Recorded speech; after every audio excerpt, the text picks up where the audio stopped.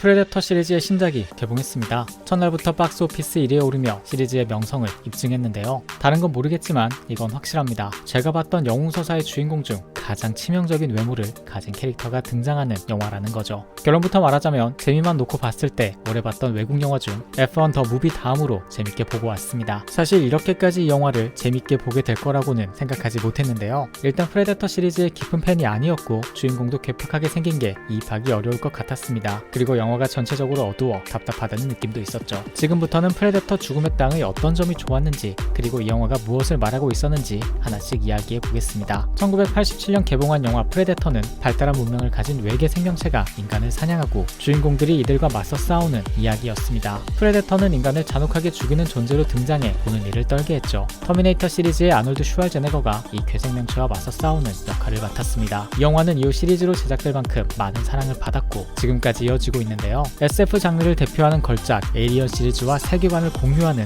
에이리언 대 프레데터라는 영화가 만들어지기도 했죠. 참고로 프레데터 죽음의 땅에도 에이리언 시리즈와의 연결고리를 찾을 수 있는데요. 엘 패닝 연기한 티아는 에이리언 시리즈에 등장하는 거대 기업 웨이랜드 유타니가 만든 합성인간입니다. 이 영화가 이후 에이리언 시리즈와 어떻게 연결될지 지켜보는 것도 흥미로울 것 같네요. 다음 프레데터 죽음의 땅은 이 시리즈와 에이리언 시리즈를 몰라도 즐기는데 전혀 지장이 없습니다. 단독적인 영화로 봐도 괜찮아 시리즈 입문용으로도 정말 좋은 선택지가 될 것 같네요. 이번에 개봉한 프레데터 죽음의 땅은 조금 특이한 시점을 가지고 있습니다. 시리즈 최초로 프레데터의 시점에서 이야기가 진행되죠. 즉 여태 인간의 적이었던 포식자들의 시점을 따라가야 한다는 겁니다. 결코 호감형이 아닌 외모를 가지고 있고 괴팍한 성격을 가진 프레데터에게 이입하는 건 쉬운 일이 아닐 것 같은데요. 이전까지는 적이었잖아요. 그런데 이 영화는 그걸 해냈습니다. 계속 프레데터의 외모에 관한 이야기를 하고 있는데요. 비하할 의도는 전혀 없습니다. 다만 시리즈 첫 편부터 프레데터의 진짜 얼굴을 보고 주인공이 처음 던졌던 말이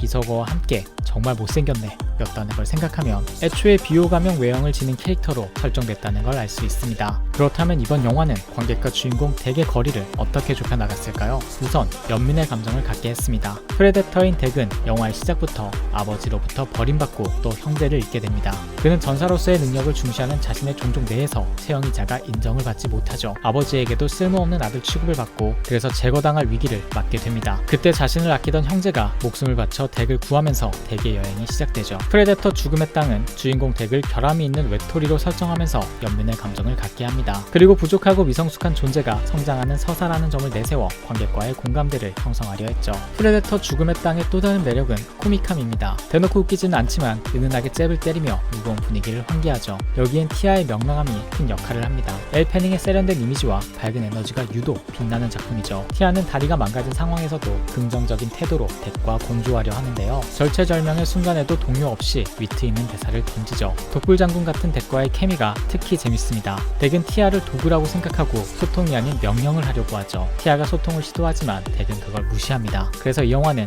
티키타카에서 오는 재미가 아닌 서로 자기 할 말만 하는 상황으로 유머를 만들었습니다. 이후 이들이 팀이 되어가는 과정이 재밌게 전개되는데요. 10번 찍어 안 넘어가는 나무 없다고 티아의 노력으로 덱의 마음은 서서히 열리기 시작합니다. 그리고 중간에 의문의 크리처가 동행하며 팀워크가 더 좋아지는데요. 죽음의 땅을 잘 알고 있는 티아조차 정보가 없는 이 크리처는 귀여운 매력을 발산하고 때로는 아이 같은 모습으로 웃음을 자아내게 합니다. 처음엔 이런 팀플레이를 강조한 영화에 꼭 있는 귀여운 캐릭터 역할이라고만 생각했는데 이 친구가 꽤 중요한 비밀을 갖고 있다는 게 후반부에 밝혀지죠. 이들과의 동행 속에서 덱은 친데레스러운 모습을 보이며 조금씩 이 팀의 듬직한 리더가 되어갑니다. 여기서 조금 더 나아가면 영화의 메시지를 생각해 볼 수 있습니다. 프레데터 죽음의 땅을 관통하는 주제는 정체성 찾기입니다. 덱과 한 팀이 되는 캐릭터들은 모두 소속이 모호하다는 공통점을 가지고 있는데요. 우선 덱은 자신의 부족에게 버림받았죠. 그 부족을 자신의 정체성으로 생각하고 있지만 거기에 닿지 못하고 있는 캐릭터입니다. 휴머노이드 티아는 인간과 로봇 어디쯤에서 자신의 정체성을 고민하는 캐릭터입니다.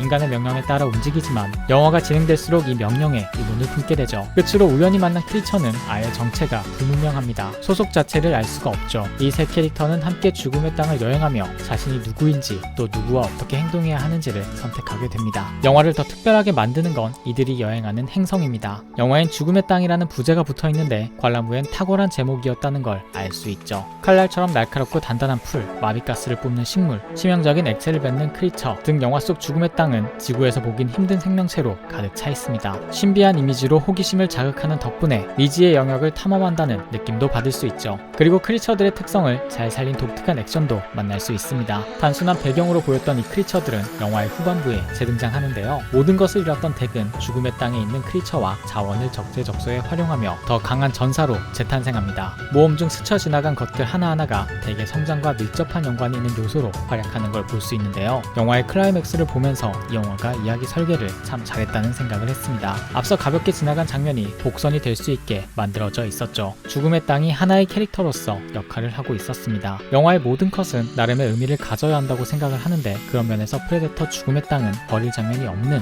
영화로 보였습니다. 모든 조각을 끌어모아 마지막에 하나의 그림으로 보여주는 듯해 놀랍기도 했죠. 이런 이유로 저는 프레데터 죽음의 땅을 정말 재밌게 보고 왔습니다. 영웅 서사 구조를 정말 잘 변주하고 활용했다는 생각도 할 수 있었는데요. 인디아나 존스처럼 탐험을 한다는 느낌도 받을 수 있었죠. 그리고 I Am Sam 때부터 봐왔던 엘 패닝의 도시적인 이미지와 외향적인 연기를 보는 재미도 있었습니다. 프레데터 죽음의 땅은 다음 편을 예고하며 마무리가 되는데 그 이야기도 꼭 만날 수 있었으면 좋겠네요. 여러분은 프레데터 죽음의 땅을 어떻게 보셨나요?